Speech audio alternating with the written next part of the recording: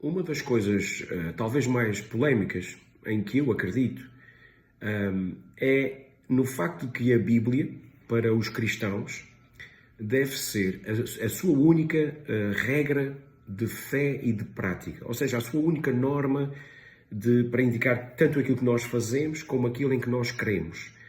Isto porquê? Porque, à partida, nós cremos que a Bíblia é a Palavra de Deus. Eu creio que a Bíblia é a Palavra de Deus. Bom, eu sei que isto é debatível, é contestado, e muitos não concordam, e naturalmente estão no seu direito. Eu também não tenho forma como comprovar cientificamente, ou matematicamente, ou logicamente, que a Bíblia é a Palavra de Deus. Eu teria que antes conseguir, por exemplo, provar que Deus existe, que também não se consegue provar. É, acima de tudo, uma matéria de fé.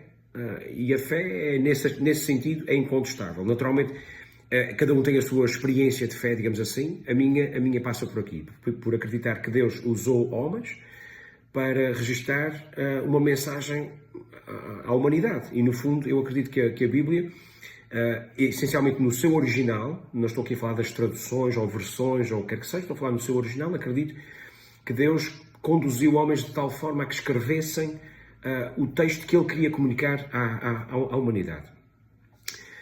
Ora bem, o que é que acontece? Há aqui uma questão que é importante ressalvar, que é o seguinte. Poderão dizer assim, bom, mas a Bíblia está desatualizada, a Bíblia tem muita coisa que já não faz sentido para este tempo, a Bíblia tem muita coisa que dizia respeito a 2000 anos atrás, ou até mais antigo do que isto, porque o Antigo Testamento é mais antigo do que 2000 anos, e na realidade nós temos que perceber o seguinte.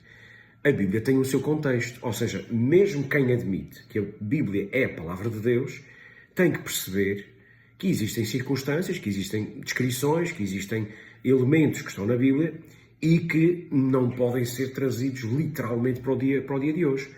E faz parte do exercício de estudo, de interpretação, de análise da própria Bíblia, ter sempre em atenção o contexto em que ela foi escrita para conseguirmos trazer para os nossos dias aquilo que resta para além do contexto, ou seja, os princípios, os valores, não propriamente a literalidade das coisas. Por exemplo, a certa altura Paulo escreve a Timóteo a dizer que ele não bebesse somente água, mas que misturasse um pouco de vinho, por causa do seu estômago, por causa das suas muitas enfermidades. Ora bem, nós vemos aí um cuidado, vamos colocar esta palavra entre aspas, médico ou clínico, com base nos conhecimentos e com base nos recursos que existiam naquela altura. Naturalmente, hoje, se nós quisermos aplicar a palavra de Deus, quando muito daí extraímos o princípio que devemos ter cautela com a nossa saúde, devemos usar os recursos que estão ao nosso alcance para a nossa saúde, mas não é necessariamente líquido ou natural que peguemos nessa instrução de Paulo e digamos assim, bom, então hoje, se Paulo recomendou que para problemas de estômago e várias doenças é beber água com vinho misturado, então hoje vamos também aplicar isso dessa forma. É evidente que não, e toda a gente entende que não. Penso eu, toda a gente entende que não. Mas em relação a outras coisas parece que não há esse cuidado. A palavra de Deus, no meu entender, é a autoridade em termos de fé e de prática, mas é preciso distinguir a palavra de Deus das interpretações que são feitas acerca da palavra de Deus. É porque essas não são a regra. Essas não são a norma, digamos assim, não são a autoridade. A autoridade é o que está lá escrito. A forma como nós interpretamos vai depender.